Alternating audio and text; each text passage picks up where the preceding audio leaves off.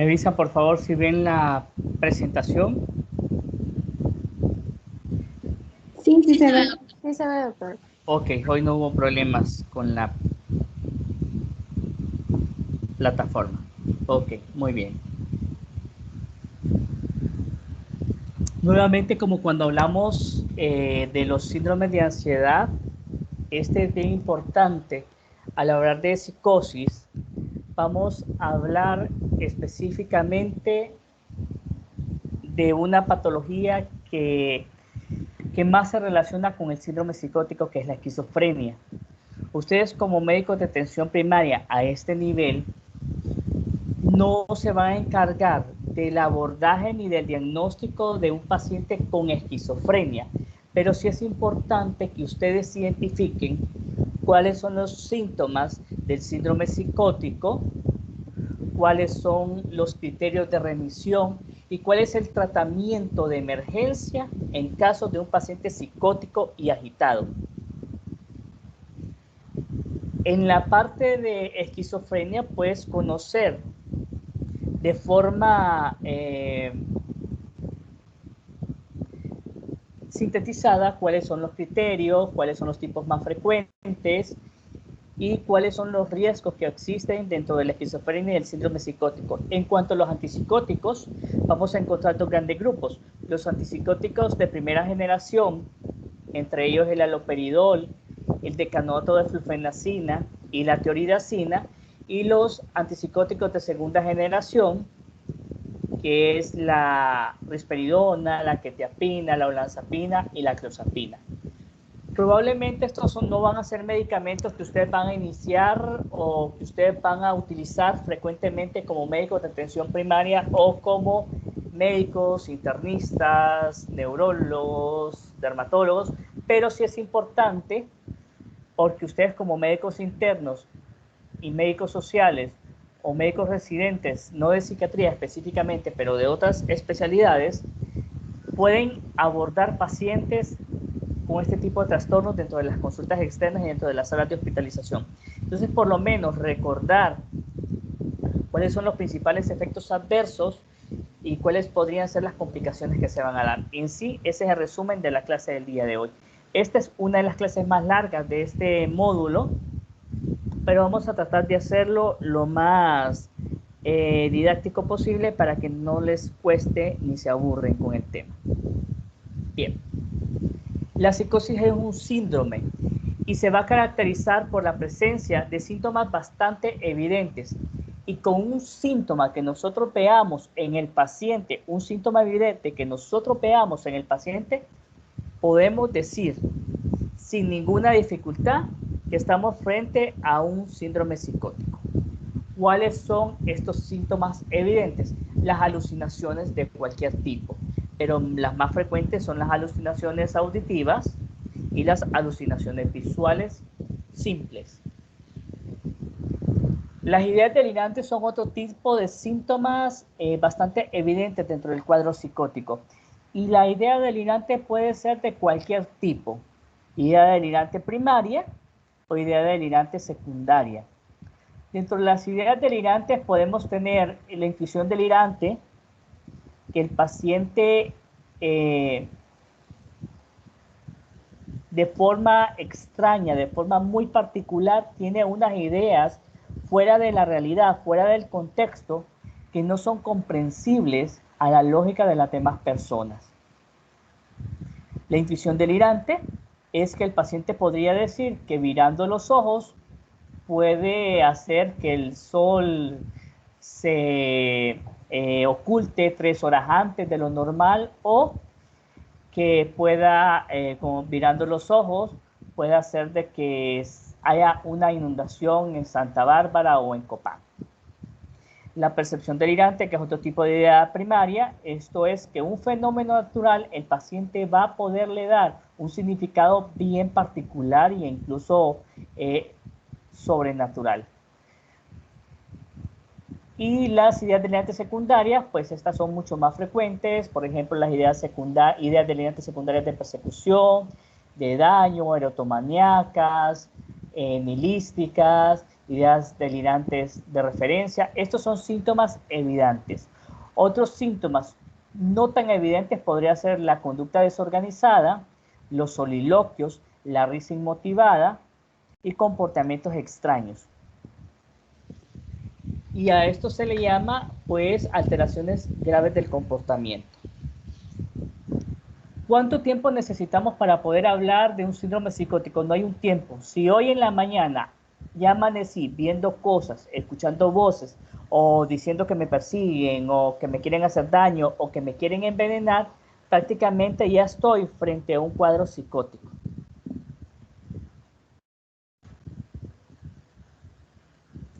Tener un cuadro psicótico no es sinónimo de tener esquizofrenia, y esto tal vez es un error que se comete en las otras especialidades o en la medicina general, que cualquier paciente con alucinaciones, con ideas delirantes o comportamiento extraño se le cataloga como paciente con esquizofrenia, y no es así. Dar el diagnóstico de esquizofrenia es un diagnóstico bastante duro, bastante pesado, entre comillas, y que puede estigmatizar al paciente en sí y a la familia de ese paciente. Entonces, antes de poder determinar si es esquizofrenia o no, tenemos que considerar otras posibles causas de síndrome psicótico.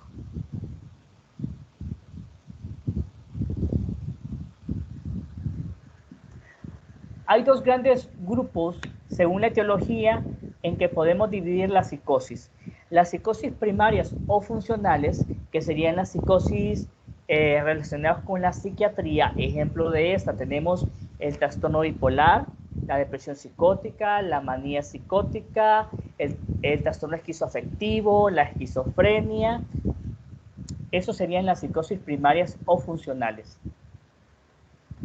El daño no va a ser macro, sino micro. Va a tener un daño estructural a nivel intracelular, interneuronal, intrasináptico, y va a comprometer circuitos y redes neuronales.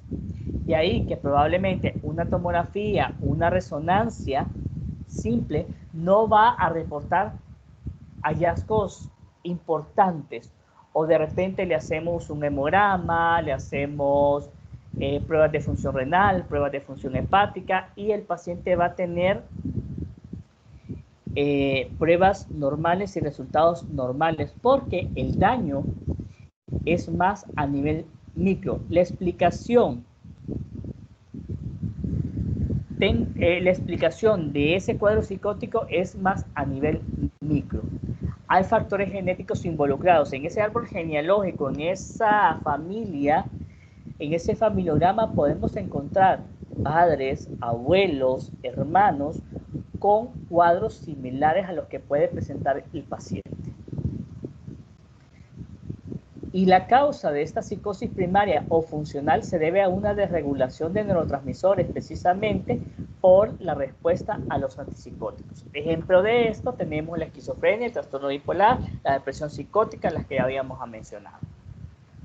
Estas probablemente sean enfermedades que nosotros los psiquiatras vamos a manejar y que vamos a atender.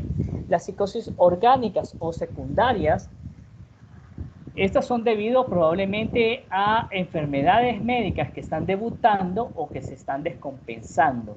Hay una relación cronológica entre la descompensación de la enfermedad de base, la enfermedad médica, y la aparición de los síntomas psicóticos. ¿Cuáles son las particularidades de esta psicosis? Pues aquí vamos a encontrar anomalía cerebral a nivel estructural macro. Quiere decir que podemos encontrar tumores, que podemos ver a través de la tomografía o la resonancia magnética. Vamos a poder ver hemorragias, vamos a poder ver fracturas, vamos a poder ver algunas alteraciones macro que podrían explicar la sintomatología. También los estudios de laboratorio, como pruebas de función renal, pruebas de función hepática, podrían demostrar alteraciones. Pruebas de drogas en orina o en sangre pueden demostrar las alteraciones. Estas psicosis orgánicas o secundarias podrían explicarse a través de los hallazgos encontrados en el electroencefalograma, en la tomografía, en la resonancia o en los exámenes médicos de rutina. Y una enfermedad médica preexistente o debutante descompensada podría explicar la sintomatología. ¿Y el tratamiento de esa psicosis orgánica qué va a ser? Pues bueno, el tratamiento va a estar en dos líneas. Uno de ellos es atender los síntomas psicóticos, las alucinaciones, las ideas delirantes, el comportamiento extraño, pero por el otro también atender la enfermedad de base descompensada. Llámese este problema renal, problema hepático, infección urinaria, problema respiratorio, etcétera, etcétera, etcétera. Demencia, etcétera. ¿Cuáles son las causas primarias de psicosis? La esquizofrenia es como la patología psiquiátrica más característica del cuadro psicótico. Después, el trastorno esquizoafectivo. El trastorno bipolar en su fase maníaca o en su fase depresiva. Y por último, el trastorno de ideas delirantes. Estas son las 4 patologías que más vamos a relacionar con la psicosis primaria. Dentro de las causas secundarias de psicosis, tenemos el abuso de sustancias, la marihuana, la cocaína, la heroína, el alcohol, en grandes cantidades podrían provocar síntomas psicóticos. ¿Ustedes recuerdan la caricatura de Dumbo, la película Dumbo?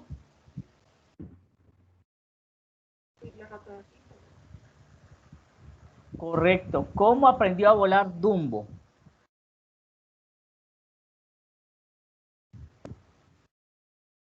Fueron los cuervos que le ayudaron.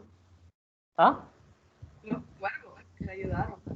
Ajá. ¿Cómo le ayudaron los cuervos a volar?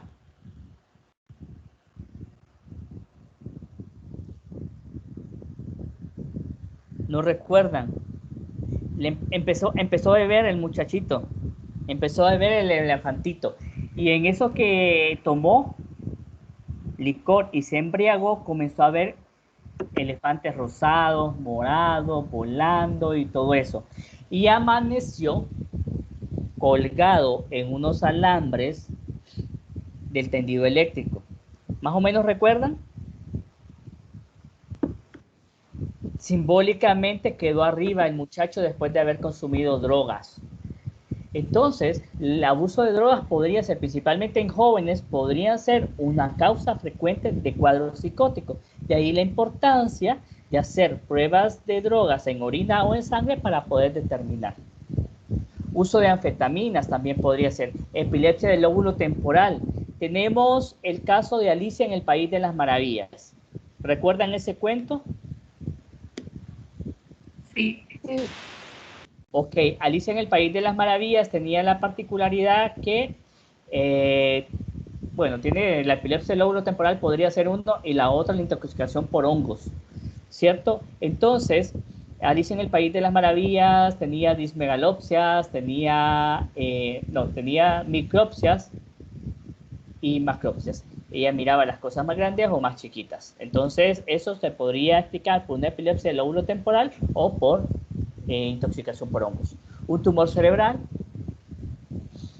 delirium, que es, esto lo vieron o lo van a ver con la doctora Jessica Barahona, el síndrome confusional agudo, cuya causa principal es una enfermedad médica descompensada, la neuroinfección, que también podría tener sintomatología psicótica, y otras enfermedades como la esclerosis múltiple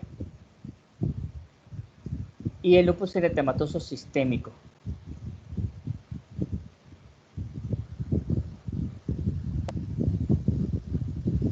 Bien. Estamos hablando de la psicosis primaria y secundaria, y tendríamos que hablar también de cómo diferenciarlo en la práctica clínica desde el punto de vista de un médico interno, de un médico en servicio social, de un médico no psiquiatra. ¿Cómo podríamos diferenciar si la causa de esta psicosis en este paciente que me llega es de causa primaria o secundaria. Lo vamos a dividir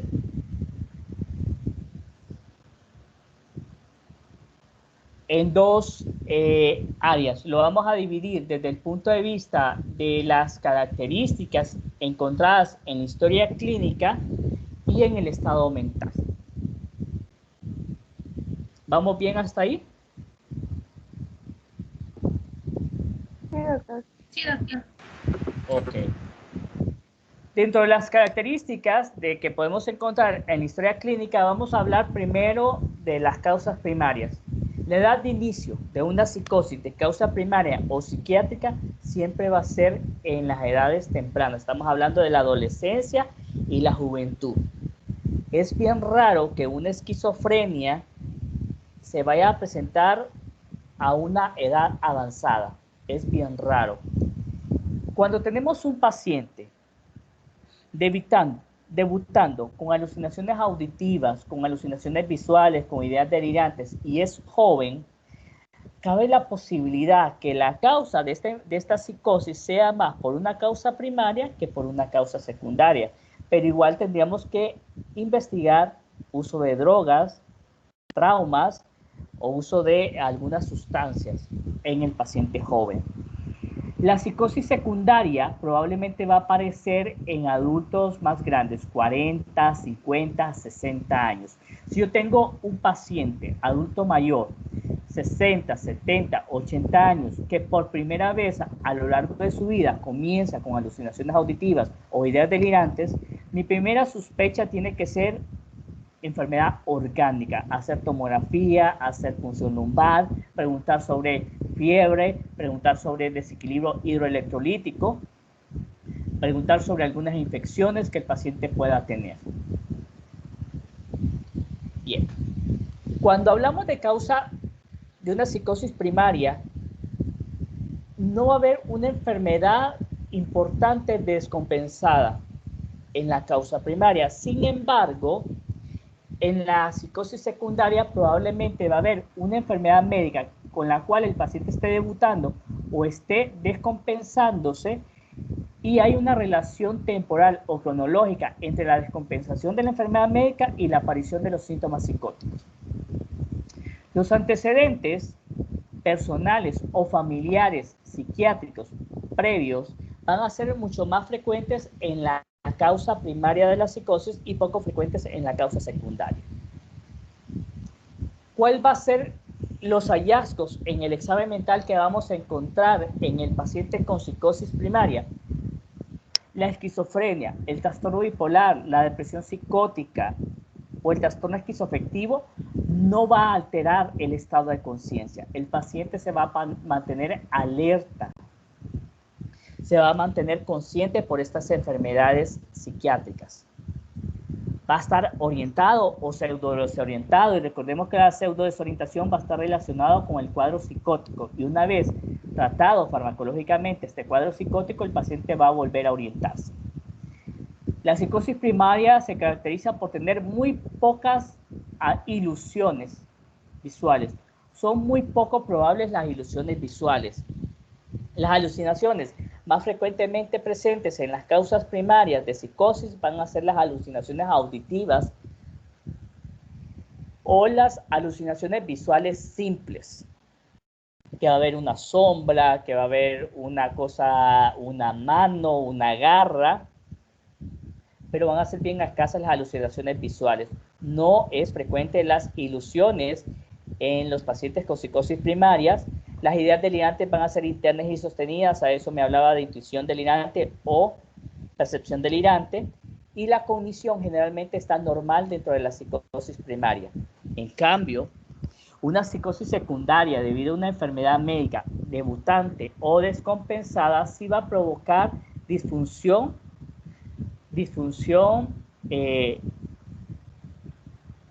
del estado de conciencia, va a haber fluctuación o disminución del estado de conciencia. Ejemplo de una causa secundaria que provoque disfunción o alteración del estado de conciencia es el delirium. El paciente va a estar desorientado, como está alterada la conciencia, va a estar desorientado. las ilusiones son muy probables y el paciente con delirio va a tener como ilusiones bien escenográficas. Se va a ver en una guerra, se va a ver en una selva, se va a ver en un zoológico, en un bosque. Las alucinaciones van a ser de predominio visual también. Las ideas delirantes van a estar estimuladas por el medio, persecución, daño, referencia, y la cognición va a estar alterada globalmente. Estas son formas en las cuales podemos diferenciar la psicosis primaria de las secundarias. Tenemos factores de riesgo asociados al desarrollo de psicosis. Los hereditarios son bien importantes y vamos a hablar de la interacción entre genética y ambiente o epigenética. Podemos heredar la vulnerabilidad para desarrollar un cuadro psicótico, pero esto se va a manifestar siempre si y solo si el ambiente favorezca. Si vivimos un ambiente de violencia, si vivimos un ambiente de maltrato, si sufrimos abuso sexual, si sufrimos agresiones, si vivimos pobreza, si vivimos abandono, si consumimos drogas. Entonces, probablemente, si yo tengo esa carga genética, todos estos factores condicionantes harán que mi psicosis aflore. De ahí que no toda persona con antecedentes familiares de psicosis va a desarrollar el síndrome. 50% de los casos de esquizofrenia y 70% de los casos de trastorno bipolar son explicados por herencia. Entonces tenemos que en una familia pueda surgir sin antecedentes familiares el primer paciente con esquizofrenia.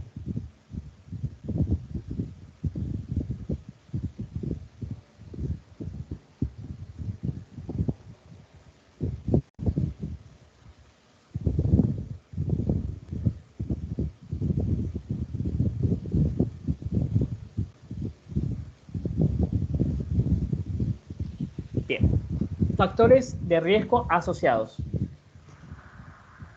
Mencionaba que había una vulnerabilidad para desarrollar esquizofrenia, trastorno bipolar y trastorno esquizoafectivo, que se hereda la predisposición, no así la enfermedad, y tenemos factores ambientales pre y perinatales.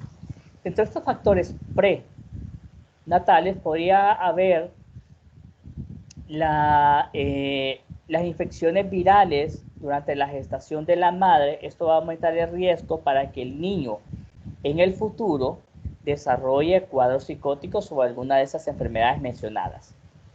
Perinatales, que hubo un parto distóxico, que tuvieron que utilizar forceps, que el niño se cayó al piso durante el parto, que el niño sufrió asfixia, son factores que podrían aumentar el riesgo para que el niño desarrolle problemas psicóticos en su vida juvenil o adulta. Factores genéticos, ya hablamos que hay un 50% que puede estar asociado a herencia en el trastorno de esquizofrenia y 70% en el trastorno bipolar. Factores ambientales postnatales, violencia, maltrato, pobreza, factores psicosociales, como también podría haber abandono, negligencia, abusos, etcétera, etcétera. Una familia disfuncional, donde haya maltrato, donde haya violencia, donde haya crueldad, abandono afectivo, emocional o negligencia del niño, va a provocar esa vulnerabilidad en el paciente. Violencia familiar, psicológica, física, patrimonial, eventos traumáticos, accidentes, muertes, asaltos, secuestros, pueden hacer que el paciente debute con cuadros psicóticos después de un evento de esos. Discriminación y estigma, pues sí, va a ser difícil. Por eso de ahí que hay que tener bastante cautela de poder dar un diagnóstico a un paciente psicótico, porque si de repente le soltamos el diagnóstico de esquizofrenia a ese paciente, aunque solo haya sido un brote y nunca más vuelva a presentarlo porque fue a raíz de comerse unos brownies con marihuana o haberse comido unos hongos sin saber, entonces ya la gente discriminada y estigmatizada. Pobreza, desempleo y desnutrición son factores de riesgo también que puedan llevar al paciente. Consumo de drogas en la familia y falta de redes de apoyo que favorezcan el desarrollo de esta persona.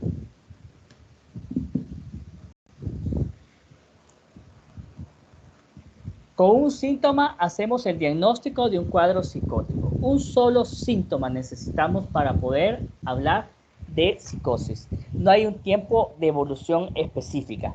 Ideas delirantes de cualquier tipo. Percepción delirante, intuición delirante, va a dar más allá para la esquizofrenia. Ideas delirantes de persecución, de daño, referencia, nihilísticas, erotomaníacas, dan para el trastorno bipolar, para el trastorno esquizoafectivo, para el trastorno de depresión psicótica. Alucinaciones de cualquier tipo, predominantemente las más frecuentes son las alucinaciones auditivas completas e incompletas. Es bien raro encontrar alucinaciones gustativas o olfativas en el paciente, pero se pueden dar. Control del pensamiento. Cuando hablamos del control del pensamiento, difusión, robo, control o inserción del pensamiento, difusión del pensamiento, estamos hablando prácticamente como un criterio de un paciente con esquizofrenia. Agitación o conducta desorganizada también es un síntoma que pueda presentarse en el paciente. Habla incoherente o habla disgregada también. Aislamiento social. Alteración del juicio. El juicio es reconocer lo bueno de lo malo, qué es correcto y qué es incorrecto.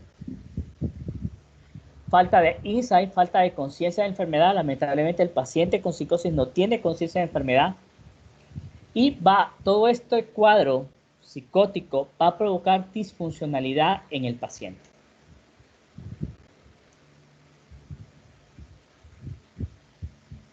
Bien. Todo paciente que llegue a la consulta o a la emergencia con historia de alucinaciones, de ideas delirantes, así como lo mencioné, en ansiedad, todo es orgánico hasta demostrar lo contrario. Es mejor pecar y mandarle a hacer tomografía, mandarle a hacer exámenes de laboratorio, mandarle a hacer resonancia magnética dentro de las posibilidades, drogas en orina en un paciente joven, que estar pensando que es psicosis primaria y no evaluarlo. Entonces, ¿qué exámenes de laboratorio le vamos a pedir al paciente? Vamos, dependiendo de la historia clínica de este paciente, vamos a decidir si le pedimos el hematológico, el BRL, el HIV, porque hay psicosis asociado a HIV, hay psicosis, hay neurosífilis que se puede presentar con síntomas psicóticos, glicemia, pruebas de función renal, pruebas de función hepática, pruebas de función tiroidea y perfil lipídico. Exámenes de imágenes en aquellos pacientes que lo requieran de acuerdo a la historia clínica y a los hallazgos físicos. Rayos X de cráneo, TAC, resonancia magnética y tomografía con emisión de positrones. Un electroencefalograma, si de repente vemos que el paciente tiene fluctuación del estado de conciencia o que se desmayó y que posteriormente a esto el paciente comienza con alucinaciones, habría que descartar algún tipo de crisis parcial o un estado posictal. Pruebas psicológicas proyectivas, tenemos algunas como el hombre bajo la lluvia, la figura humana, el test de Bender y el MMPI, que es el inventario de personalidad de Minnesota, que nos habla de que es una prueba proyectiva en la cual el paciente no puede olvidar o no puede mentir, porque incluso la mentira es diagnóstica.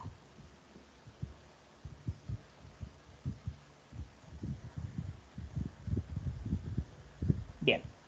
¿Cuál va a ser el papel del médico psiquiatra, del médico general, perdón, en el paciente con psicosis? ¿Qué es lo que le toca hacer al médico de internado, del servicio social, a un médico residente no psiquiatra o un médico general no psiquiatra? ¿Qué es lo que implica su papel? Bueno, el médico general o el médico de atención primaria muchas veces es la primera persona al que se le consulta. Entonces, este joven va a participar en el diagnóstico temprano, diferenciando entre psicosis primarias o psicosis secundarias. Va a ser el cargado de remitir a los pacientes con episodios agudos o recaídas a los servicios especializados para un abordaje, para readecuación de la dosis, para inicio de dosis, para confirmación del diagnóstico. Algunas veces les va a tocar administrar psicofármacos de forma urgente.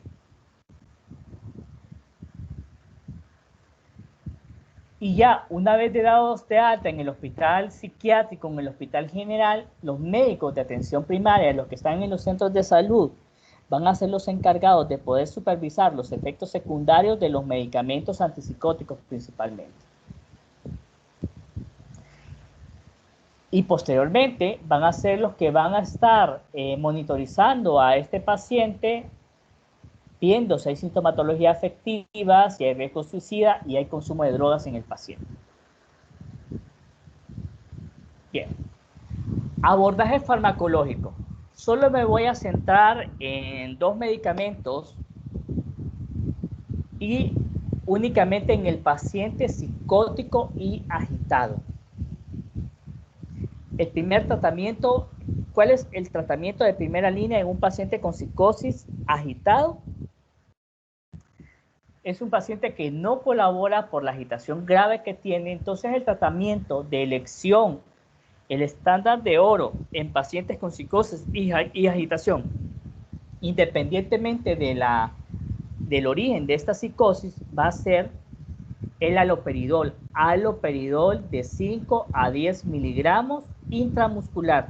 Yo recalco que es haloperidol de forma intramuscular, porque en Honduras no tenemos haloperidol IV y no es recomendable indicar haloperidol IV por el riesgo de que pueda producir arritmias cardíacas en los pacientes.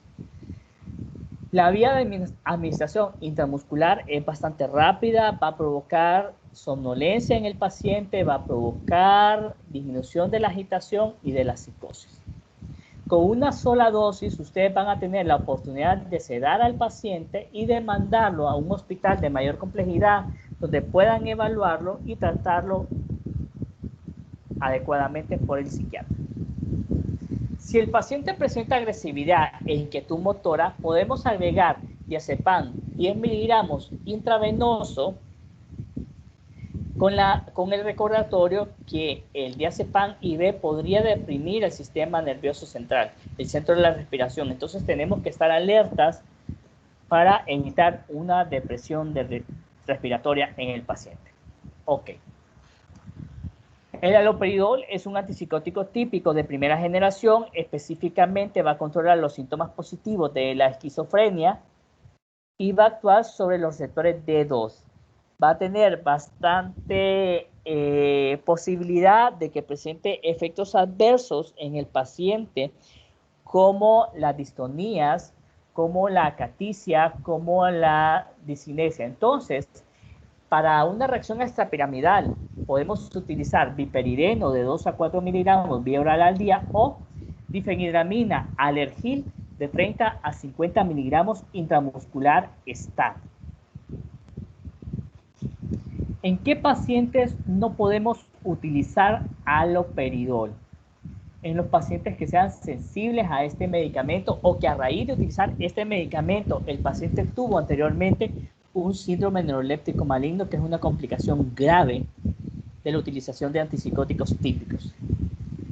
Entonces, doctor, ¿qué posibilidades, qué alternativas me da usted para poder abordar en un paciente psicótico y agitado que sea alérgico o que sea muy sensible al haloperidol? Tenemos otro medicamento que se llama olanzapina.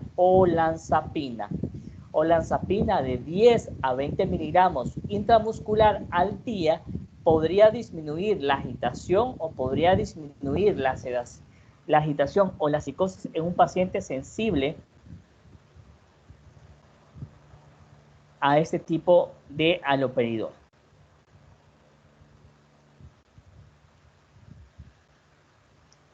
Diferencias de precios. Si el haloperidol cuesta como unos 50, 60, 70 lempiras la ampollita y la olanzapina intramuscular está alrededor de 300 lempiras. Entonces, pero es mucho más segura la olanzapina intramuscular. Bien. Una de las diapositivas más importantes de esta primera parte de la clase es hablar sobre los criterios de remisión desde atención primaria en salud. ¿Bajo qué criterios vamos a considerar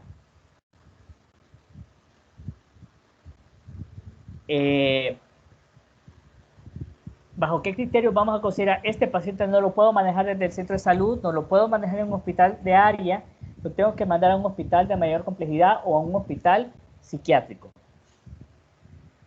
Cuando sea el primer episodio psicótico va a ser un buen criterio para remitir al paciente.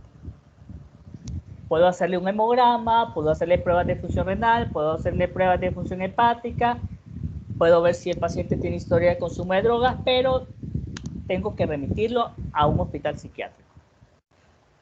Conductas agresivas y suicidas, porque la familia lamentablemente no lo puede contener, el paciente no puede ser cuidado por la familia, entonces es mejor hospitalizarlo.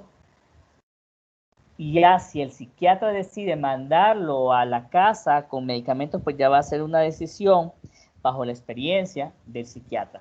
Cuando hay resistencia al tratamiento, cuando a pesar de tener el paciente por unas 2 a 4 semanas, 6 semanas, y el paciente no mejora pese a la dosis terapéutica máxima del medicamento o combinación de medicamentos, el paciente no mejora, entonces mejor es remitirlo.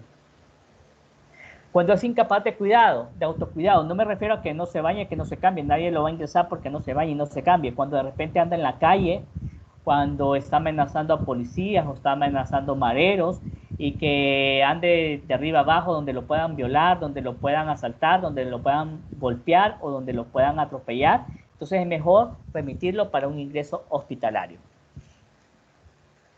Cuando el paciente tiene efectos secundarios incapacitantes o de riesgo en el síndrome neuroléptico maligno, entonces es mejor remitirlo.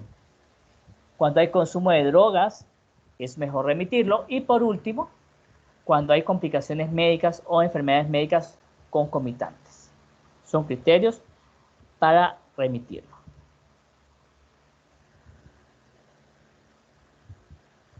¿Qué complicaciones podríamos tener del síndrome psicótico en el paciente que lo está padeciendo? Riesgo suicida. Lamentablemente el 10% de los pacientes con trastornos psicóticos se va a suicidar y son factores de riesgo para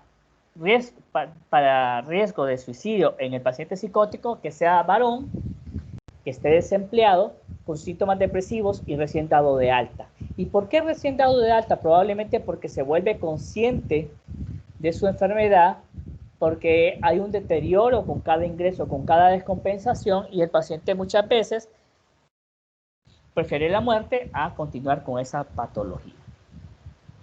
Agitación psicomotriz. Este es un grado tal de agitación, tanto motora como psíquica, que puede representar un riesgo para sí mismo, un riesgo para la familia y un riesgo para el personal médico. Entonces es preferible cuidarlo y hospitalizarlo. Y la conducta violenta, que el paciente psicótico demuestre que puede ser física y emocionalmente lesivo a sí mismo y hacia otras personas. Estas son complicaciones que se pueden dar por el síntoma psicótico y que es importante considerarlo.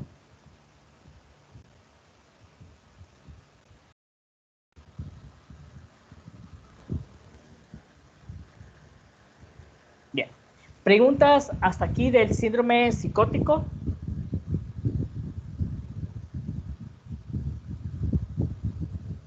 Por el momento no. Ok, todo clarito, como el agua. Excelente. Bien, de esquizofrenia vamos a hablar un poco, no vamos a profundizar porque ustedes no son residentes, ni son psiquiatras, ni están estudiando para eso, pero el síndrome psicótico es un síndrome. Ya la esquizofrenia es una identidad nosológica que se va a caracterizar por distorsiones fundamentales y típicas de la percepción.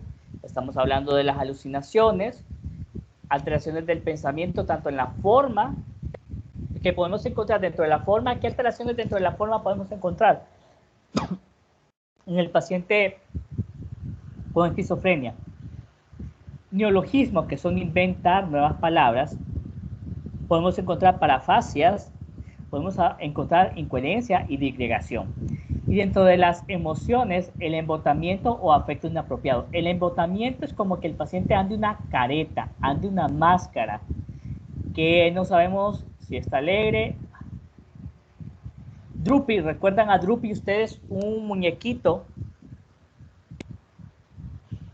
Es alguien que tiene sí, que tiene embotamiento afectivo.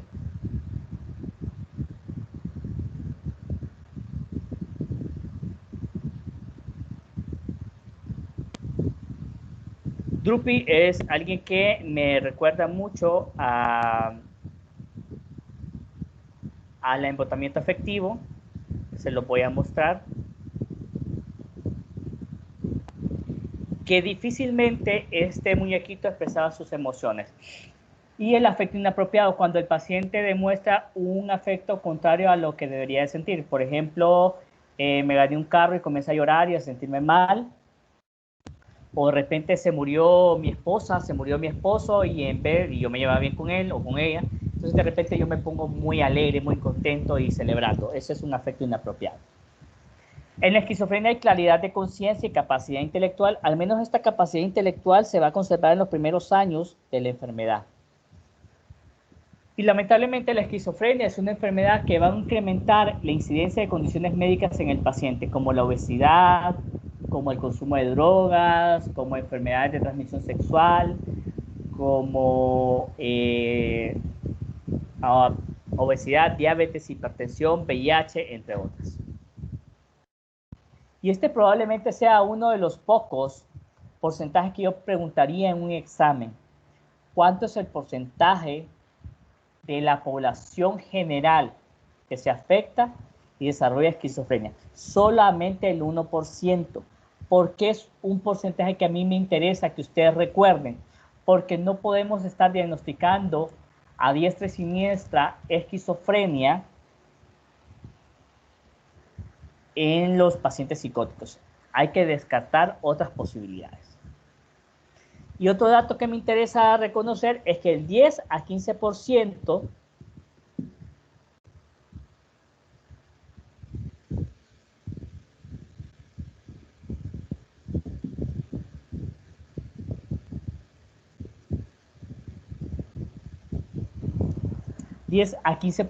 de los pacientes con esquizofrenia se suicidan. Bien. Etiopatogenia. Desde el punto de vista biológico, ¿qué hallazgos podremos encontrar? Tal vez no patognomónicos de la enfermedad, pero que sí se podría presentar. Por ejemplo, desarrollo anormal del cerebro. Y esto a través de los cerebros post-mortem de los pacientes con esquizofrenia, podemos encontrar una disminución global del tamaño del cerebro, disminución del volumen de la corteza prefrontal, alteraciones a nivel del hipocampo y de la amígdala, del lóbulo temporal, y también una dilatación de los ventículos laterales. Esos son hallazgos que podríamos encontrar en cerebros de pacientes con esquizofrenia. Alteración de neurotransmisores, específicamente la dopamina es uno de ellos. Aspectos genéticos, hablamos que más o menos un 50% de los pacientes con esquizofrenia se explican a través de la herencia y otros 50% a través del ambiente. Infecciones, principalmente las virales, en el primer trimestre del embarazo. Eso es bien importante, las infecciones virales y los traumas al momento del parto también. Aspectos psicológicos, la personalidad. Hay personalidades que predisponen a la esquizofrenia. La personalidad esquizotípica, la personalidad esquizoide, la paranoide y a la anancástica u obsesiva son personalidades más asociadas a este tipo de patologías. Patrones de afrontamiento, cuando el paciente en vez de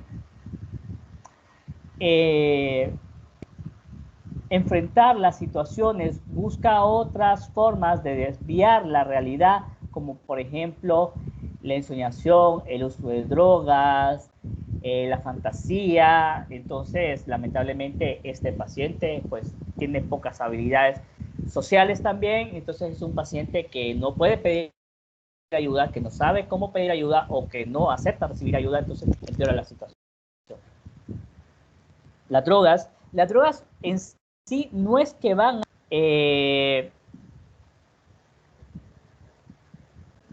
no es que van a no van a provocar la psicosis. Lo que sí van a hacer, en una persona predispuesta, van a aumentar el riesgo de que esta psicosis, que esta esquizofrenia se muestre. La familia, ya vimos cuáles son los factores de riesgo: el abandono, la negligencia, el maltrato, el abuso de drogas, la violencia. Aspectos sociales: la privación social es importante, la carencia de apoyo social y la intolerancia social y estigma. Esta es la etiopatogenia de la esquizofrenia. Bien. Tenemos dos grandes síntomas en los cuales podemos dividir los síntomas de la esquizofrenia. Tenemos los síntomas positivos y los síntomas negativos. Los síntomas positivos no tienen que ser como que algo bueno, no. Los síntomas positivos probablemente son los primeros que vamos a ver en el paciente, son los primeros que vamos a ver en el paciente y son evidentes. Y esto va a ser causa de alarma, de angustia en los familiares. Dentro de estos síntomas positivos tenemos las ideas delirantes de cualquier tipo, las alucinaciones de cualquier tipo, el lenguaje desorganizado o disgregado, el comportamiento desorganizado, bizarro o extraño y el comportamiento catatónico. Dentro del comportamiento catatónico tenemos el posturamiento, tenemos la catatonia, tenemos la flexibilidad seria, tenemos la obediencia automática. Estos van a estar presentes probablemente en los primeros 5 años de la enfermedad y estos van a causar bastante preocupación en los familiares y van a ser motivos de ingreso del paciente. Los síntomas negativos van a aparecer probablemente después de los 5 años de iniciado la enfermedad y estos van a ser síntomas que van a determinar que la enfermedad ha avanzado tanto y que el tratamiento no ha sido efectivo o que hay abandono de tratamiento, entonces el paciente deja de tener esos síntomas positivos y después se vuelve al aplanamiento afectivo. Nada le alegra, nada le llama la atención, nada le interesa, puede pasar días, semanas con la misma ropa, sucio, maloliente, descuidado, que no se alimenta. El aplanamiento afectivo, la alogia, que no habla, la bulia, que no tiene iniciativa para nada, la anedonia, que perdió la capacidad de disfrute, y la apatía, que no le interesa nada. Esos son los síntomas negativos.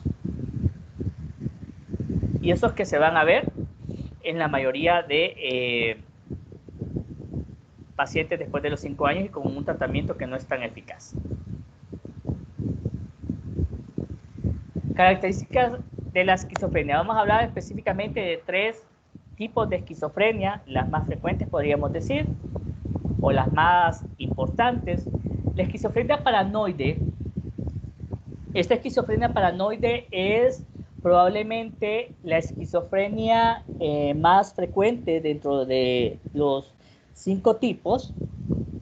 Esta va a estar afectado tanto el afecto como el pensamiento. En el pensamiento van a ser bastante frecuentes las ideas delirantes de persecución, de daño, de injusticia, alucinaciones auditivas. Y afectivamente el paciente puede presentar ansiedad, ira, depresión, retraimiento y tendencia a discutir. Se puede mostrar superior, pomposo o con falta de naturalidad. Probablemente la esquizofrenia paranoide sea la que mejor pronóstico tenga en relación al resto.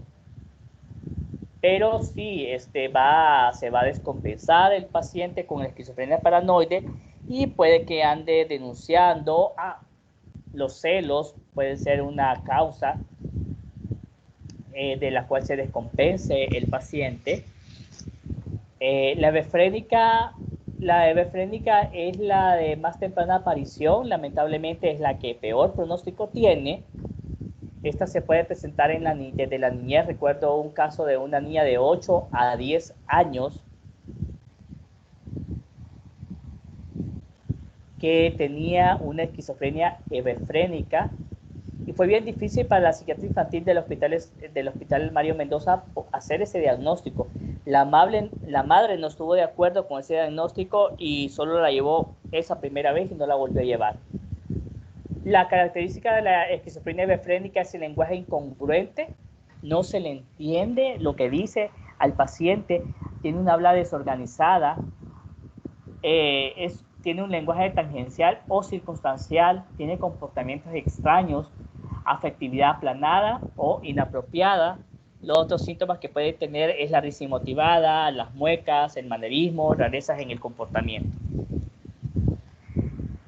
La catatonia es otro tipo de esquizofrenia en la cual la alteración más importante va a ser en la conducta motora. Hay una marcada alteración psicomotora, puede haber flexibilidad seria, estupor, conductas estereotipadas, manerismos y obediencia automática, y hay un riesgo potencial de malnutrición porque el paciente se puede rehusar a comer.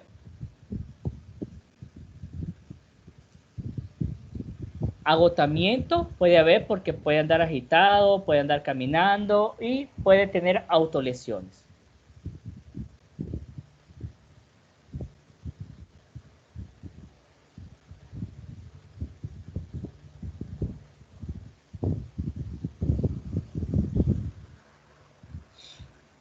¿Cuál es el diagnóstico diferencial que vamos a poder hacer con la esquizofrenia? Depresión. Vemos que la esquizofrenia podría presentar anedonia, apatía, descuido de su imagen corporal, igual que con la depresión, pero el paciente con depresión no va a presentar ningún tipo de alucinación en leves a moderadas, no va a presentar alucinaciones ni ideas delirantes, es una forma de poder diferenciar. El tiempo de evolución de la esquizofrenia es de al menos un deterioro en el funcionamiento de 6 meses continuos y 1 mes de síntomas activos, dentro de los cuales los síntomas activos son las alucinaciones auditivas completas, las ideas delirantes primarias, intuición delirante, percepción delirante. Esas son los principales síntomas. La depresión es un síntoma diferencial, el trastorno bipolar puede tener síntomas psicóticos, sí, pero va a haber depresión y va a haber manía. Y esto va a ser lo más característico del trastorno bipolar, la alteración del estado del afecto. Trastorno psicótico debido a enfermedad física, ya lo hablamos, hay una correlación entre la aparición de los síntomas psicóticos y el empeoramiento o debut de una enfermedad física. Trastorno psicótico inducido por sustancias, tenemos que revisar, por ejemplo, las fosas nasales, para ver si hay alguna lesión en las mucosas, las uñas, la punta de los dedos, por si hay quemaduras con marihuana, los brazos para ver si hay evidencias de inyecciones, todo esto para poder determinar que el paciente tenga una psicosis por drogas y no una esquizofrenia. Trastorno de personalidad esquizoide, paranoide o limítrofe son trastornos que se podrían psicotizar bajo mucho estrés, pero que su funcionamiento la mayor parte del tiempo es relativamente normal. Trastorno esquizofreniforme, la sintomatología es similar, pero lo vamos a diferenciar porque la sintomatología no tiene 1 mes de evolución. Y el trastorno esquizoafectivo tiene síntomas de esquizofrenia, sí, pero también tiene síntomas de manía o de depresión.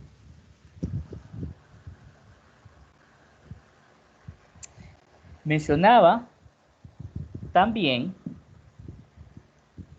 que las enfermedades, la esquizofrenia podría predisponer al paciente con enfermedades médicas, ya sea por la enfermedad en sí o por los medicamentos que el paciente toma o por la agitación o por la fuga del entorno que el paciente podría tener. Las enfermedades cardiovasculares y respiratorias se pueden dar por el consumo de drogas, por el consumo de tabaco, pero también por la utilización de antipsicóticos típicos o atípicos, porque aumentan el riesgo de obesidad, de dislipidemias. Enfermedades metabólicas y obesidad, ya lo había mencionado, a veces pierden el control y comen, comen y comen. Estos pacientes comen chucherías, comen grasas o el mismo medicamento que se les da los aumentan de peso. Enfermedades neurológicas por golpes, enfermedades infecciosas, sífilis, hepatitis B, C y VIH, porque a veces andan fugados, se escapan de las casas y lamentablemente pues son abusados por los malvivientes, son asaltados, entonces es probable.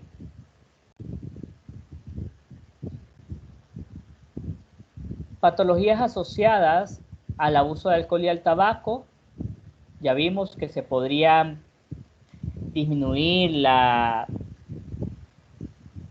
actividad glutaminérgica y puede darle cierto grado de calma al paciente, como que si fuera el GABA. Entonces el paciente lo puede utilizar de esa manera. Bien. Hospitalización. ¿Cómo podemos considerar qué pacientes se pueden hospitalizar y qué pacientes no se van a hospitalizar? Para propósitos diagnósticos. A mí, como médico de atención primaria, como médico no psiquiatra, no me queda claro si es esquizofrenia o no. O yo como psiquiatra, yo tengo dudas si es esquizofrenia o no, entonces mejor lo ingreso para poder tenerlo más cerca y poder determinar si es esquizofrenia o es alguna otra patología.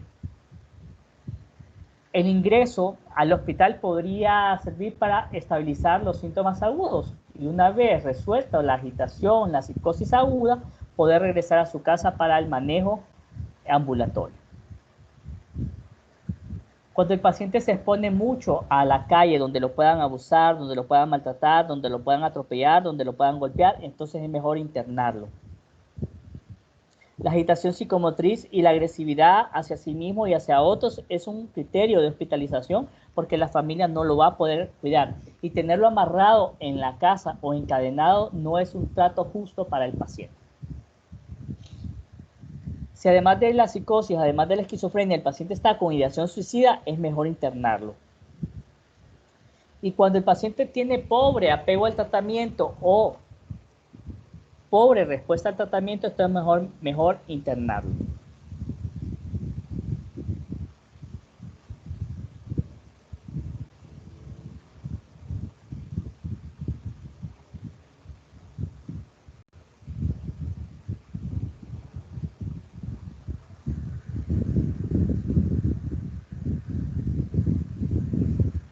Bien, preguntas de esquizofrenia, muchachos.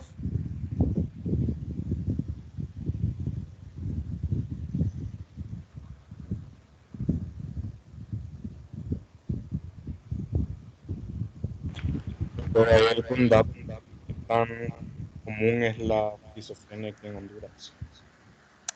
Fíjate que ese es un dato bien particular, porque a nivel global, independientemente de donde se hagan los estudios, la frecuencia siempre es la misma, 1%. Te podría decir que de 1 a 2% es la frecuencia de esquizofrenia en el país.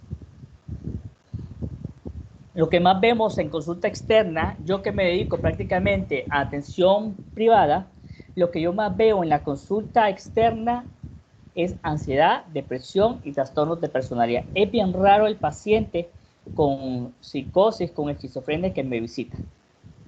Entonces, ese 1% es a nivel global, ya sea en Europa, ya sea en Estados Unidos, ya sea en Australia, es 1% de la población. Si consideramos el poco acceso a la salud que hay o la poca educación en cuanto a enfermedades mentales, no podría decirse que es como mayor el Pues porcentaje. ahí tendríamos que ver, sin estadísticas, estamos como ahorita con la pandemia. O sea, no tenemos estadísticas reales al día. Entonces es bien difícil. ¿Podrían haber más casos? Sí. Pero ¿cómo lo registramos o cómo justificamos eso? Entonces es bien difícil poderte decir. Lo que yo he visto en mi atención primaria y lo que han reportado los estudios, que más o menos va por ahí, 1 o 2% de la población. Si hay más casos, lamentablemente son casos que no se reportan, que no se atienden, que están encerrados en sus casas, que los encadenan, que los ponen en un cuartito atrás y que no los sacan por vergüenza o por estigma. Y sí, en los pueblos probablemente haya más de uno que de repente nunca buscó ayuda y que así que se quedó porque era raro, porque era extraño, porque se veía solo. Y lo que tienen ahí son pacientes con síntomas negativos, que no hacen mayor daño, que no hacen mayor molestia. Recién me mandaron un video que lo voy a volver a pedir de un muchacho en, no sé si es de la ruta Lenca, el muchacho, que aparentemente murió, estuvo muerto por unos 30 a 60 minutos y que despertó, que aparentemente había ido al cielo, que había hablado con Dios y lo tenían como un profeta, un nuevo profeta. Entonces voy a tratar de conseguírselos ese video para podérselos mandar a su al chat para que lo puedan ver y puedan determinar si realmente es alguien iluminado o es un paciente psiquiátrico. Gracias, doctor. Dele. ¿Quién más? Yo quería saber qué tanto es el porcentaje de pacientes que tienen esquizofrenia con el factor genético que los predispone. O sea, si todos los pacientes con esa enfermedad tienen antecedentes genéticos en sus familiares o no. Ok, habíamos hablado de un 50% de genética involucrada. En términos generales, este porcentaje puede ir variando, de acuerdo si es del padre, si ambos padres son pacientes esquizofrénicos, este porcentaje podría subir entre un 12 a un 25%, si es gemelo homocigoto podría subir a un 50% y así se va modificando de acuerdo a la relación. Pero ¿solo se relaciona con familiares con esquizofrenia o con algún otro trastorno?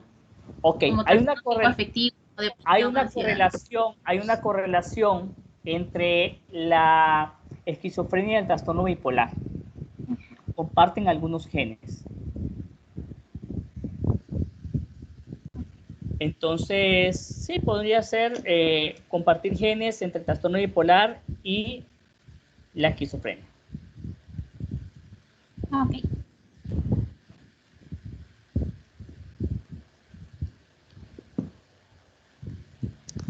¿Alguien más?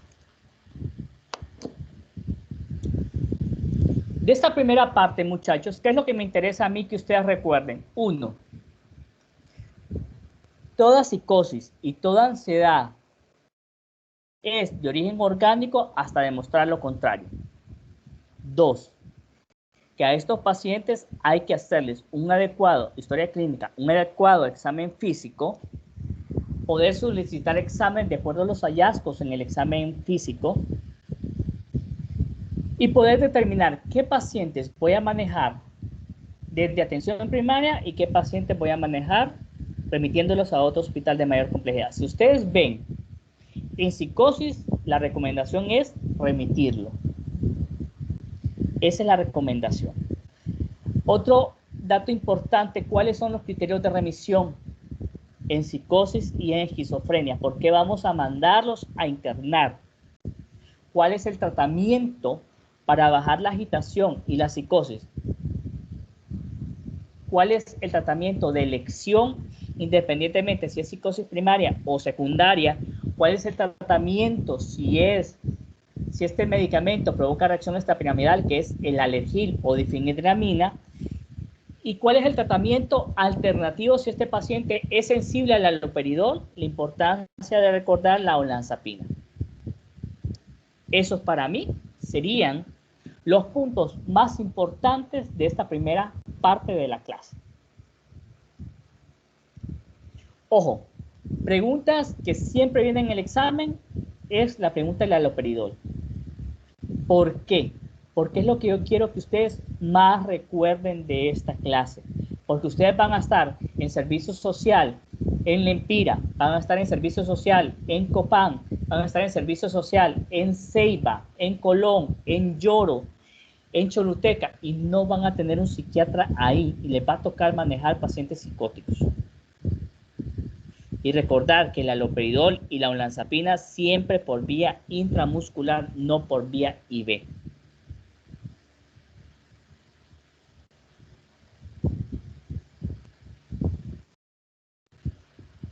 Perfecto. Gracias, doctor.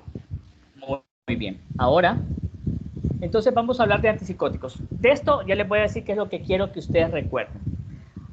En la primera diapositiva tenemos el resumen. La primera y la última diapositiva son las más importantes de esta última parte de la clase. Aquí se resume todo. Y tenemos una clasificación. Y vamos a dividir los antipsicóticos en dos grandes grupos. Los antipsicóticos típicos o de primera generación y los antipsicóticos atípicos o de segunda generación. Los antipsicóticos típicos o de primera generación van a tener una acción prácticamente antidopaminérgica, específicamente sobre los receptores D2. Hay 4 tipos de receptores de dopamina, pero los antipsicóticos típicos o de segunda generación tienen acción antidopaminérgica D2. El efecto principal que estos antipsicóticos típicos o de primera generación van a tener va a ser efectos sobre los síntomas positivos, alucinaciones, ideas delirantes, comportamientos extraños, lenguaje desorganizado, y van a dejar de lado prácticamente los síntomas negativos. Estos probablemente, principalmente en pacientes jóvenes, van a provocar pobre adherencia al tratamiento por los efectos adversos que van a presentar. Principales efectos adversos, los extrapiramidales. Los efectos extrapiramidales como la distonía, la discinesia, la acaticia van a provocar muchas molestias en el paciente. Y estos efectos extrapiramidales se deben porque tienen una influencia sobre una vía dopaminérgica que se llama nigroestriada. Bien, el otro efecto adverso que probablemente va a molestar va a ser la hiperprolactinemia, y esta se debe al efecto de los antipsicóticos típicos en la vía túbero-infundibular. La hiperprolactinemia va a traer consecuencias tanto en el hombre como en la mujer, como disminución del deseo sexual, disfunción eréctil en el hombre, galactorrea en ambos pacientes, amenorrea en las mujeres y ginecomastia en estos pacientes. También son motivos de abandono. ¿Cuáles son los más característicos de estos antipsicóticos típicos o de segunda generación? El haloperidol, el decanoato de flufenacina y la tioridazina. Esta última, tioridazina, ha sido descontinuada en muchos de los países del mundo debido a la alta toxicidad a nivel cardíaco que puede presentar.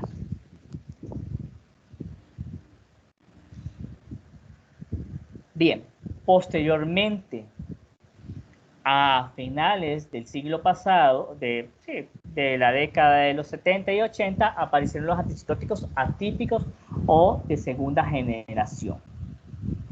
Ventajas de estos.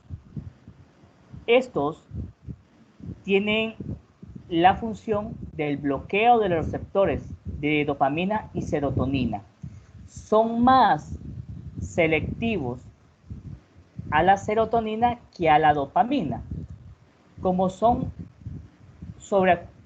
actúan menos sobre receptores de dopamina, van a tener menos efectos extrapiramidales. Como son antipsicóticos atípicos, que van a actuar sobre dopamina y serotonina, entonces van a actuar sobre síntomas positivos y síntomas negativos. Dan mejor calidad de vida en los pacientes, dan mejor respuesta en los pacientes, pueden devolver la funcionalidad en los pacientes, pero lamentablemente van a aumentar de peso, van a provocar obesidad, van a provocar diabetes y pueden provocar dislipidemias en los pacientes.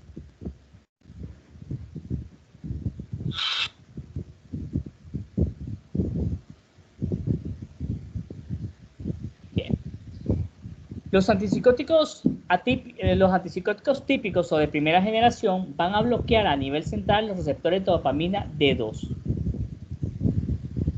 En concentraciones terapéuticas van a bloquear también los receptores de serotonina 5-HT2 y con diferente sensibilidad algunos otros subtipos de receptores como noradrenérgicos, colinérgicos e histaminérgicos.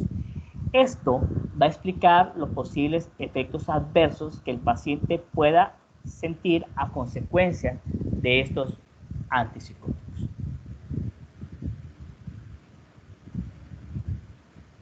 Bien, ¿cuáles serían los efectos adversos más importantes, clínicamente significativos? Los síntomas extrapiramidales. Son incómodos. El paciente sufre cuando tiene una distonía, cuando tiene oculogiros, cuando tiene saliorrea, cuando tiene rigidez en rueda dentada en sus brazos, en sus extremidades, cuando tiene marcha parkinsoniana o cuando tiene protrusión de la lengua. Puede ser muy doloroso. No todos los pacientes van a presentar síntomas extrapiramidales, pero en aquellos que presentan síntomas extrapiramidales es mejor buscar un antipsicótico atípico para evitar el abandono de los medicamentos a causa de estos síntomas extrapiramidales. La sedación también es un efecto secundario importante en estos medicamentos, por lo cual podríamos utilizarlo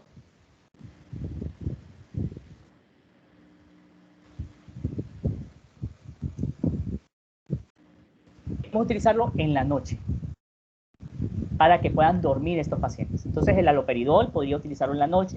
La tiroidazina, que algunos pacientes se han quedado con eso, que es difícil encontrarlo, lo pueden utilizar. Y los efectos anticolinérgicos podrían presentarse como retención urinaria, como estreñimiento, como boca seca, como ojo seco, como agudización o empeoramiento de un glaucoma de ángulo estrecho o de ángulo agudo. Entonces, esto va a generar molestias, también alteraciones de la memoria y la hipotensión ortostática que se puede presentar por el efecto sobre los alfa 1 y alfa 2 adrenérgicos. Estos serían como los efectos adversos más frecuentes en los pacientes. Los efectos adversos más graves que el paciente puede presentar son los síndrome neuroléptico maligno. Esto podría causar la muerte en un 30% de los casos y esa es otra tarea. Síndrome serotoninérgico y síndrome neuroléptico maligno son tareas que les dejo, criterios laboratoriales, criterios diagnósticos, porque eso sale en el examen. Síndrome neuroléptico maligno tiene una mortalidad de un 30% si no se trata a tiempo en el paciente y es importante manejarlo. Los varones y los pacientes de raza negra son mucho más sensibles a este síndrome neuroléptico maligno. Y otro es la prolongación del intervalo QT, principalmente con la tiroidazina, y fue una de las razones por las cuales se suspendió la distribución o el tratamiento. Bien. Dosis de estos medicamentos. El haloperidol, habíamos mencionado que era la dosis de 5 a 10 miligramos, dosis única en pacientes agitados, pero la dosis oscila entre 5 a 100 miligramos diarios, dependiendo de la gravedad del cuadro del paciente y de la tolerancia de los efectos adversos. En mi práctica profesional, lo máximo que yo he indicado de haloperidol en un paciente era 30 a 40 miligramos en pacientes sumamente agitados y de difícil manejo, sin provocar síntomas extrapiramidales, sin provocar mayores efectos adversos. El decanoato de flufenacina es un antipsicótico de depósito. Esto significa que se inyecta por vía intramuscular, ya sea en el glúteo, principalmente en el glúteo o en el deltoides, y se puede utilizar 25 miligramos cada mes, cada 15 días, o máximo 100 miligramos de decanoato de flufenacina en 6 semanas. ¿Cuál es la ventaja? Que se inyecta una vez y el medicamento se va liberando poco a poco, y esto va a llevar a que el paciente no esté tomando medicamentos todos los días. Favorece la adherencia al tratamiento. Y la teoridazina, la dosis oscila entre 25 a 300, 600 miligramos, pero está descontinuado por lo que le mencioné, porque es el que más efecto a nivel cardíaco tiene. Las indicaciones para los antipsicóticos típicos cumplen también para los atípicos. La esquizofrenia es la principal indicación. Cualquier tipo de esquizofrenia puede responder a ambos antipsicóticos del trastorno esquizofreniforme, menos de un mes de evolución de los síntomas, el trastorno esquizoafectivo, síntomas de esquizofrenia, más síntomas de depresión o de trastorno bipolar. Trastorno psicótico agudo, esa también es una indicación para el tratamiento con este tipo de medicamentos. Trastorno de ideas delirantes, trastorno de estado del ánimo, que se puede dar de forma concomitante con estabilizador del ánimo en el caso de trastorno bipolar, o con trastornos de personalidad, o con antidepresivos.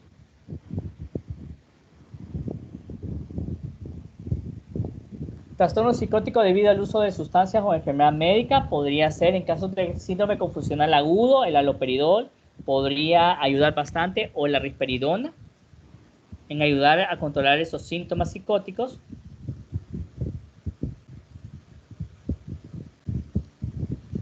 Agitación y delirium, también, que ya lo había mencionado antes. Pacientes con TOC podrían necesitar como potenciación del efecto anti-TOC de los medicamentos antidepresivos. Algunas enfermedades que no son exclusivamente psiquiátricas, pero la corea de Huntington, el síndrome de la Tourette y las coreas responden muy bien al haloperidol o responden muy bien a la risperidona en el manejo de los tics. En algunos casos severos de náuseas y emesis también. Y el uso de estos medicamentos en casos extremos de hipo o en casos extremos de prurito.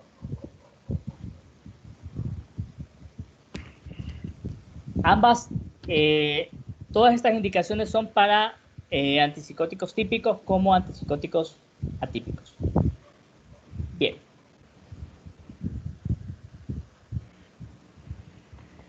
¿Qué es lo que yo quiero que recuerden ustedes de los antipsicóticos típicos? El haloperidol como primera línea de tratamiento en pacientes con agitación y psicosis, que pueden provocar síndrome neuroléptico maligno. Eso. Reacciones adversas de los antipsicóticos típicos, los motores, la distonía, la discinesia, la acaticia, que puede ser motivo por el cual el paciente abandona el tratamiento. Disminución del umbral convulsivo. Esto va a llevar lamentablemente, esta disminución del umbral convulsivo va a llevar lamentablemente a un paciente que no esté bien controlado de su epilepsia a presentar crisis frecuentes. Entonces aquí lo que hay que hacer es una modificación de los anticonvulsivantes o modificación de la dosis del antipsicótico. Sedación puede ser benéfico para el médico y para el paciente porque le estamos provocando sueño con el haloperidol o con la teoridazina. Efectos cardíacos importantes de tomar en cuenta, ya vimos la prolongación del QT, taquiarritmias, taquicardias podrían presentarse. Síndrome metabólico no es tan frecuente como el haloperidol, pero se podría dar. La disfunción sexual por la hiperprolactinemia que se puede provocar por vía túbero infundibular. Y la hipotensión postural porque actúa sobre los alfa-adrenérgicos.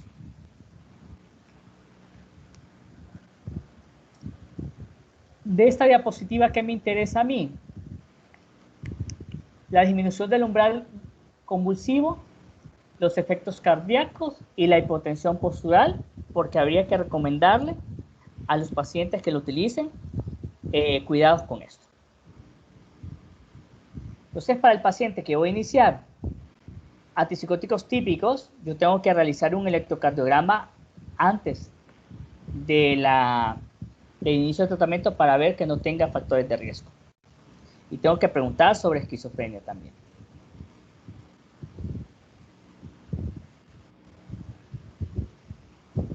Bien. Yo como médico general puedo utilizar antipsicóticos en mis pacientes psicóticas. Realmente no se recomienda. Nosotros los psiquiatras utilizamos haloperidol en dosis mínimas eficaces de acuerdo al riesgo-beneficio. Se habla muy bien con la paciente, y si no se puede hablar con la paciente, se habla con la familia, con el esposo, para que ellos acepten la utilización de estos medicamentos. No se asocia a mayor incidencia de malformaciones congénitas en el niño, ni a un deterioro de la capacidad cognitiva o intelectual. No se recomienda utilizarlo durante la lactancia porque pasa a través de la lactancia materna, y aquí vamos a valorar riesgo-beneficio. Porque una madre psicótica cuidando a su bebito no es la mejor madre, ni es la mejor cuidadora, ni tampoco la mejor lactancia materna.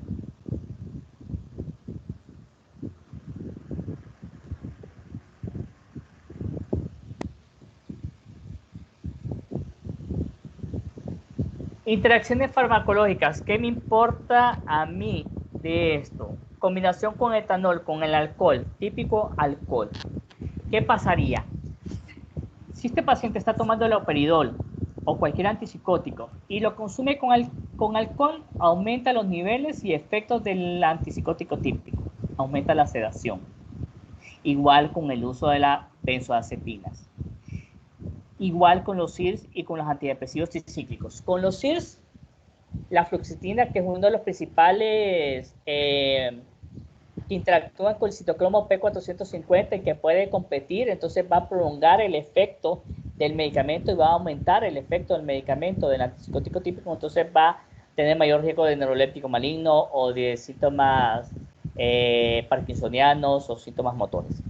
Con antidepresivos tricíclicos, ambos medicamentos actúan a nivel cardíaco, entonces aumentamos el riesgo de una arritmia o alguna alteración eléctrica del corazón.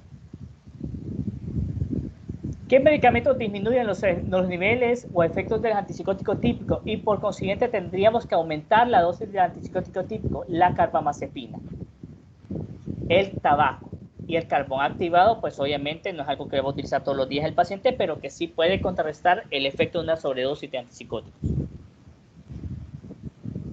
Fármacos cuyos niveles o efectos son aumentados por los antipsicóticos típicos, los antidepresivos tricíclicos. ATD es antipsicótico, antidepresivo tricíclico, amitriptilina, imipramina, clomipramina.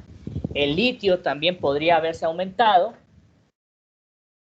Y las anfetaminas y la bromocriptina disminuyen los efectos del medicamento.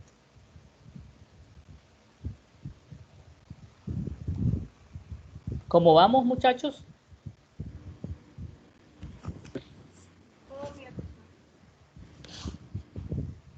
Ok, yo no les voy a pedir vidas medias, ni de qué citocromo P450 se metaboliza. Yo les voy a preguntar cosas puntuales. Los tips que les digo yo. Puedo utilizar antipsicóticos típicos en un paciente postinfartado o con angina. Puedo utilizar haloperidol o puedo utilizar tiroxina en un paciente con angina o con arritmias o con historia de infarto agudo del miocardio. Pregunto. Yo creo que no, doctor. No, efectivamente. O puedo utilizar el haloperidol en un paciente que me digan que ya sufrió síndrome neuroléptico maligno por ese mismo medicamento. No, tampoco. Tampoco. Entonces, cuestiones así es lo que yo les puedo preguntar en el examen. Bien. En la década de 1970 apareció la clozapina. Este es el primer antipsicótico atípico, pero paradójicamente es el último que vamos a utilizar en los pacientes. ¿Cuáles son las diferencias de los antipsicóticos atípicos con los antipsicóticos típicos o de primera generación? ¿Cuál es el boom? ¿Cuál es la ganancia que el paciente obtiene? ¿O cuál es la predilección por parte del psiquiatra de indicar este tipo de medicamentos? 1. El paciente con los antipsicóticos atípicos o de segunda generación va a tener menos síntomas extrapiramidales. no va a incrementar la secreción de prolactina, exceptuando la risperidona, porque la risperidona es como la más cercana al haloperidol. Estos antipsicóticos atípicos son más eficaces para controlar los síntomas negativos de la esquizofrenia porque actúan más sobre serotonina que sobre dopamina. Y pueden ser de elección en aquellos pacientes con esquizofrenia que presentan resistencia a los antipsicóticos típicos, que a pesar de llegar a 30 o a 40 miligramos de haloperidol, el paciente no mejora. Tiene menor efecto dopaminérgico y más afinidad por los receptores serotoninérgicos. Esas son las ventajas. Hay mayor adherencia al tratamiento, hay mayor funcionalidad en el paciente que los consume, pero estos no dejan de ser del todo sanos.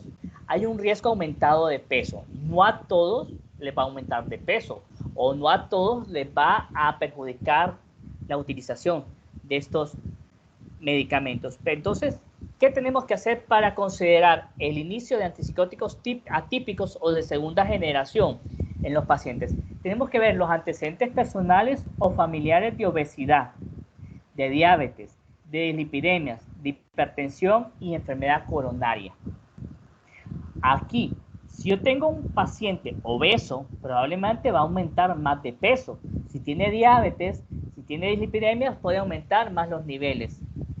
Entonces, es de considerar riesgo-beneficio en estos pacientes. Antes de iniciar estos antipsicóticos, yo debo de medir talla, peso y sacar el índice de masa corporal, el perímetro abdominal, la glucemia en ayunas y la dislipidemia en ayunas para tener un cohorte previo y estar monitorizando estos niveles a lo largo del tratamiento, cada 6 meses o cada 6 meses, cada año. Bien. Las indicaciones prácticamente son las mismas. Estos cuadritos solamente es para resumir cada uno de ellos. La risperidona es la más parecida al haloperidol. Las indicaciones son las mismas. Incluso esta puede estar indicada en niños y adolescentes para manejar algunos trastornos de conducta. Las dosis oscilan entre 1 a 4 miligramos a la noche, preferible por la noche. Como tiene una vida media larga, se puede dar una sola vez al día. Y dosis mayores de risperidona, dosis mayores a 6 miligramos, no vamos a obtener mayor mejoría en el cuadro psicótico, pero sí podría ser que vamos a tener mayores efectos adversos. A mayor dosis, mayor riesgo de efectos adversos en el paciente. ¿Cuáles son los efectos adversos que podemos tener? Aumento más o menos, aumento del peso, ansiedad, náuseas, vómitos, rinitis. He escuchado 2 o 3 pacientes con rinitis a consecuencia del uso de la risperidona, disfunción eréctil y orgásmica, porque es el que mayor riesgo de hiperprolactinemia tiene.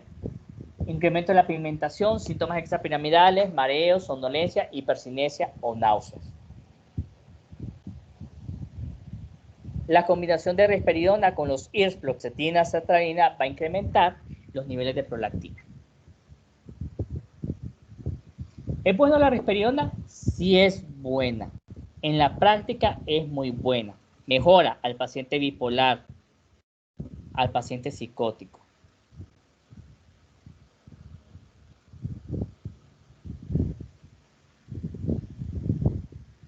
La olanzapina.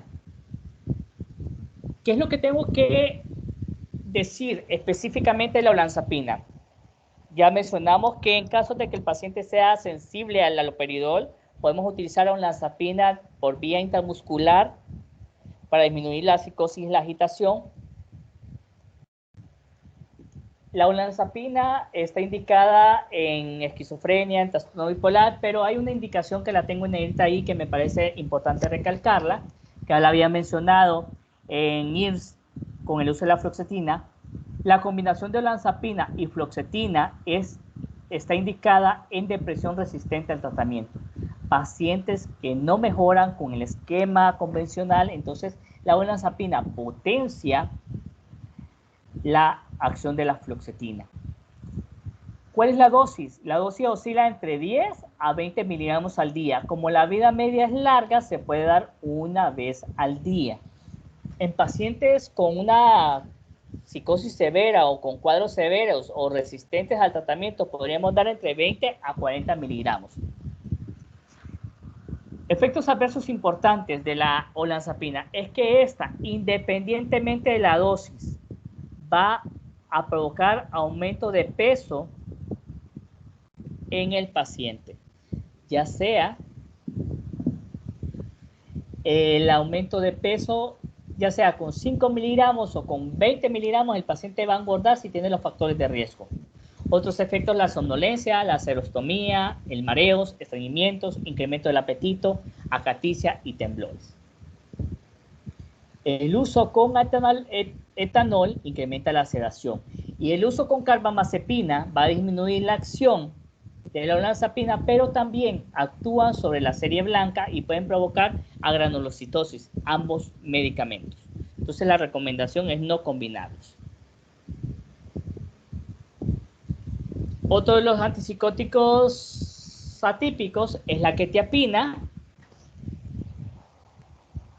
La vida media de la quetiapina es corta, de ahí que tengan que darse 2 veces al día. Las indicaciones son las mismas.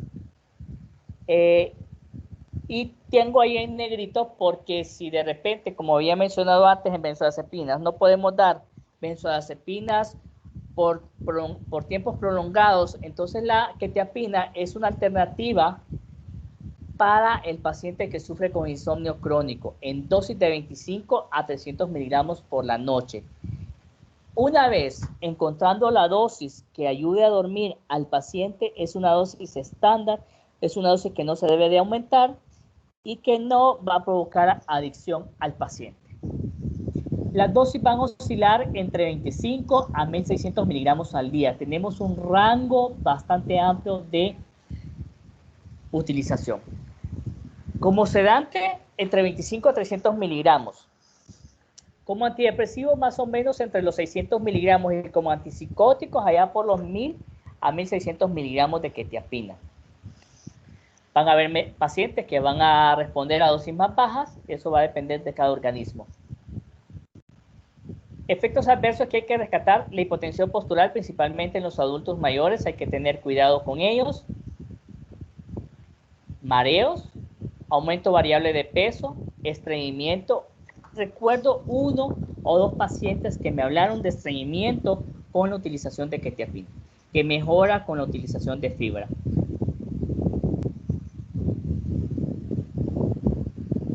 Y por último, la clozapina. A pesar que fue la primera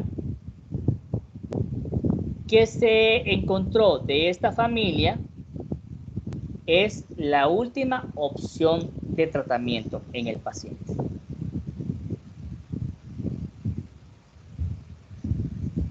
Es el único eficaz en el tratamiento de la esquizofrenia resistente a otros neurolépticos, y el resto de indicaciones las comparte con los antipsicóticos típicos o atípicos, porque es la última acción. Y si te dejas específicamente para la esquizofrenia resistente a otros neurolépticos, porque tiene efectos adversos importantes como la reacción adversa hematológica y la agranulocitosis en el 1 al 2% de los pacientes durante los primeros 6 meses de tratamiento. Y la neutropenia va a limitar su uso únicamente en casos refractarios. Tengo que hacer un hemograma antes de iniciar clozapina e ir valorando semana tras semana en las primeras 18 semanas para evaluar los niveles de leucocitos en el paciente. Niveles de leucopenia por debajo de 3500 implica que este paciente no es candidato a utilizar clozapina porque aumenta el riesgo de infección y de no poderse defender ante la infección. Si el paciente tiene más de 3500 pero menos de 5000 y el paciente sufre de infecciones a repetición, mejor buscar otra alternativa de tratamiento. Entonces, en los pacientes que utilizan clozapina, es obligatorio realizar controles leucocitarios semanales hasta la semana 18 y mensuales en lo sucesivo. Y esta podría ser también una pregunta de examen.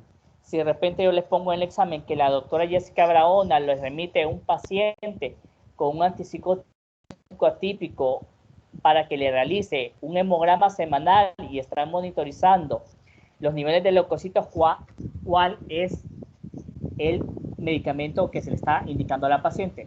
Clozapina. Y la dosis oscila entre 300 a 900 miligramos. En los hondureñitos podemos empezar con 25 o 50 miligramos y vamos subiendo cada 3 días, de acuerdo a la dosis respuesta del paciente.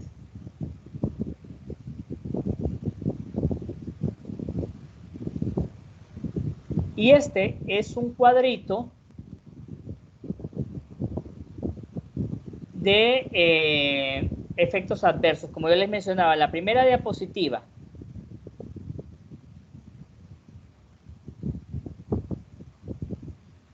y la última son como las importantes porque ahí resumen lo que había hablado de los antipsicóticos.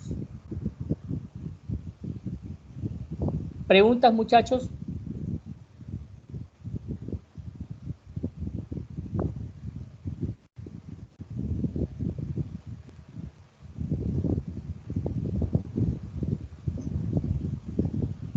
No, doctor, está todo claro. Muchas gracias.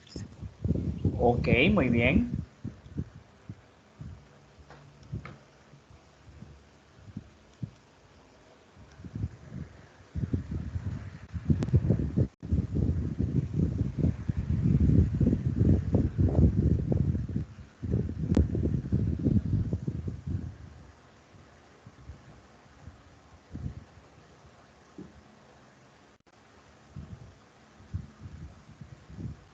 Ok, solo quiero pasar lista con ustedes.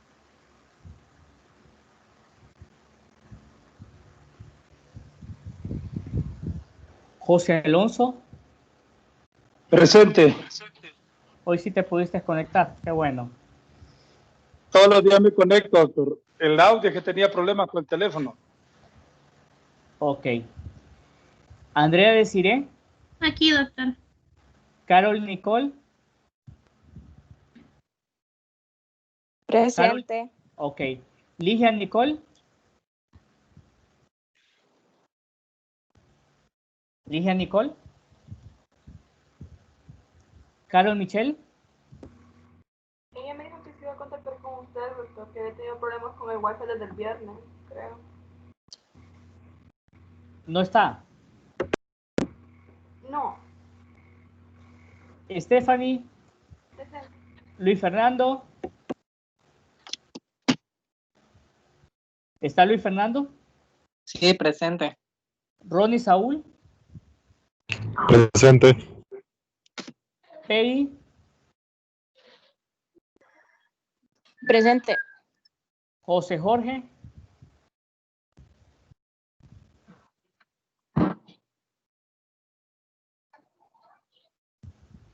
José Jorge no está. Okay. Andrea Michelle. Presente. Ok. Alejandro David. Presente, doctor. ¿Llegaste vos? Sí, hombre, todavía estoy dormido. Los labios. Ok, muy bien. Sara Gabriela Presente. y Mariel Mercedes. Presente. Muy bien, muchachos. Gracias por larga la clase, pero espero que los puntos hayan quedado claros y que hayan anotado así como los tips, que son los que a mí me interesa que ustedes recuerden. El miércoles me toca ir a dar clase, me toca ir a dar consulta a la clínica de forma presencial, entonces yo regreso a mi casa a las 12 con todo que me tengo que cambiar, que me tengo que bañar y todo eso. Puede hacer que me tarde unos minutos para comenzar a la 1. Entonces, yo les diría que entre la 1 y 1 y 15 voy a conectarme para que estén pendientes para poder ver el tema de antidepresivos tricíclicos y el trastorno de ansiedad generalizada, y ya les voy a mandar el enlace de trastornos de personalidad para que lo puedan ver.